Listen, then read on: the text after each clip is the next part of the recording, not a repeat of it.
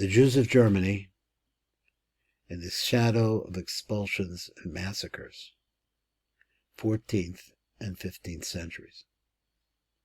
So a people which is really very close to 4,000 years old has seen all of the empires come and go. All of the philosophies, the false philosophies that men live by. We've seen them all come and go, and they keep coming and they keep going, just like the same way that the earth keeps orbiting, keeps revolving, never stops. So the same way these ideas, we were destroyed by the Roman Empire 2,000 years ago. Now, it wasn't the first time. The fact that Jews are massacred is nothing new. The word Sinai, which is where we actually came to complete intimacy with the Ein Sof Baruch Hu, with the Infinite One. Translated into English, it really refers to hate. From that moment on, the Jewish people became the object of tremendous hate. And we have made a tremendous impact in the world, but not enough. So the massacres that took place on October 7th of last year, which happened to have been Shmini Atzeres and Simchas Torah, took place in a population of people who are really the most left-leaning, the most trying to make peace with the Arabs that you could possibly find. Do we learn a lesson from what happened there? The war is still going on. It's going to be a long struggle. The Jews of Germany in the shadow of expulsions and massacres, 14th and 15th centuries. And why I got into this was because I'm looking at this map. This is a map of Germany, also known in that time as the Holy Roman Empire.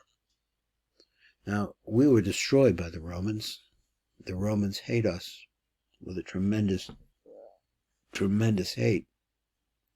So much so that they destroyed us, transported us back as slaves. But here we come, say, virtually, let's say 1,400 years later, we're still here. And not only that, but we're living in the midst of the Holy Roman Empire, which is an aspect of how the Romans transform themselves. They morph themselves into a church. Roman Catholicism became very, very powerful in the West. So here we're living amongst them, and we're going to start going into some of these ideas and see how we can see them.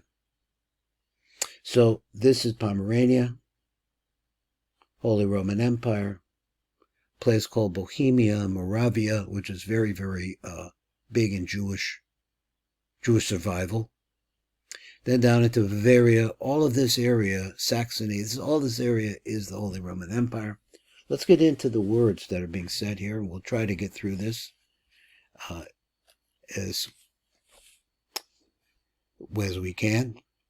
Although the Jewish communities were persecuted even before the period of the Black Death, neither the massacres nor the plague itself and its consequences were able to eliminate the Jews of Ashkenaz, that means Germany. However, conditions within the community deteriorated. In some places, Jewish residence was limited to 10 years. Only a few communities were able to recuperate. But by the middle of the 15th century, the network of Jewish communities had grown despite the continued harassment of the population. The Jews of Prague, who were saved during the Black Death, were massacred in 1399. In the 1380s, a long list of expulsions from various places were added to the list of massacres. During the second half of the 15th century, John of Capistrano preached in German cities, inciting people against the Jews. Many of the expulsions in the 15th century were initiated by the townspeople. the Jewish privilege of temporary residence in Cologne was not renewed. King Sigismund requested that the expulsion be postponed, and Duke Adolf was appointed as a judge arbitrator. In his judgment of 24 July 1425, he asserted that the city was entitled to carry out its decisions, but the Jews had already been expelled in October of 1424. The refugees settled in a region adjacent to the archbishop's diocese, but a dispute between the archbishop and the townspeople of Mainz led to the expulsion of the Jews from the diocese. Albert III, Elector of Brandenburg, 1470 to 1486, wrote in 1462, "Every ruler is entitled to appropriate Jewish property, even to kill them, except for those few who must be allowed to live as a testimony." Now, this is a principle that the Roman Church used, that the Jews, some Jews, not many, and you see this happen, actually, believe it or not, in World War II with the extermination of the Italian Jews. The Jews of the Vatican that lived in the area called the Vatican were spared because the church needed them. Why did the church need them? So that they could be around as witnesses when the final coming of Jesus comes. So the Jews, so in other words, kind of like have some Jews around so you could rub their nose in it. The Jews can avert this fate by giving 1/3 of their property to every ruler upon his investiture. Albert slightly altered this text in 1463, but basically it remained the same as the law there. The Emperor Maximilian, from the years 1493 to 1519, adopted the same tact of expelling the Jews, publishing an edict of expulsion of the Jews of Styria on 18 March 1496, in which he enumerates all the Jewish offenses against Christianity, such as what? Kidnapping and killing of Christian children, thus giving official sanction to the legendary lies and superstitions current among those Christians. Maximilian did leave an opening for Jews to return to Styria, but the local authorities obtained extensions of the expulsion order. He refrained from molesting the Jews of Moravia and Bohemia and opposed their expulsion from Regensburg. One would have thought that upon the election of Charles I of Spain as Emperor of the Holy Roman Empire, imagine this, the Spaniards here, Charles V, from 1519 and 1556, this is following the expulsion of the Jews from Spain and Portugal, and their forced conversion of the Jews of Portugal, we should say. He would have treated the Jews of Ashkenaz in a harsh a way as he did his grandparents, Ferdinand and Isabella, Fernando and Isabella. What they did to the Jews and the tortures that they did and the burnings at the stake. However, he made a distinction between the Jewish policy in the two realms, particularly since he was preoccupied with the problems of something called Lutheranism in Germany. So it's interesting that it rolls from the same family that rolls from the rulership of the most cruel country up to that time towards the Jews, which was Spain, and comes over to Germany to rule the Holy Roman Empire, and finds that the Holy Roman Empire is beset by a schism with Lutheranism. At Charles' court, the Jew Joseph, he's in Josselman, they said his name was, or Josselman, I don't know how they pronounce it. So the Jew Joseph Josselman ben Gershon of Rosheim, 1478 to 1554, was successfully active as Stadtland. What's a Stadtland? Intercessor. In other words, he stood for the Jewish community, for the Jews of Germany, and he was allowed to remain in the court to plead on our behalf. There was very little change in conditions for the Jews of Germany in the 16th century. The Ashkenazic center of gravity moving to Poland-Lithuania Bohemia, and Moravia away from Germany itself. Already in the 14th and particularly in the 15th century and 16th centuries, there were the beginnings of Jewish immigration to northern Italy and in the direction of the Ottoman Empire, including Palestine. The persecutions, massacres, and expulsions took their toll on the Jews of Germany and sapped, he says, their creative strength. Now let's take a moment here. Let me just get this lined up. And let me do this. Stop this for a second so I can get myself lined up the way I want. So I'm back. And now we'll start going through his notes. In the year 1389, in Prague, 3,000 Jews are killed by a mob, and the synagogue of Prague is burned. Let's find number 2. Looking around. Here is number 2. Once again, in the city of Tulln, which is apparently in Bavaria, near Vienna, 23rd May, 1420, Duke Albert V orders the seizure of all Austrian Jews and confiscation of their property. Now, what he meant by seizure, I really don't know. Next one, number 3. In the 12th March of the year 1421, now this is before the expulsion of the Jews from Spain, but you can imagine what it was like to survive this. And the reason why I bring this up over and over again is because in the midst of the Jews is our Torah. The Torah is the Torah of truth. We'll know what's going on and how the world is harsh and how to live in it in the proper way. We have that truth. But the Gentiles don't. And they have a very powerful church, which is an extension, as I said before, of the Roman Empire. It became the Holy Roman Empire. And we live in their midst. 12 March 1421, Duke Albert V orders burning of 92 Jewish men, burning them, and 122 women. He expels the Romanian Austrian Jews, confiscating their property. According to Rabbi Beryl Wine, burning was supposed to excoriate our sins for being Jews, and so they burnt us.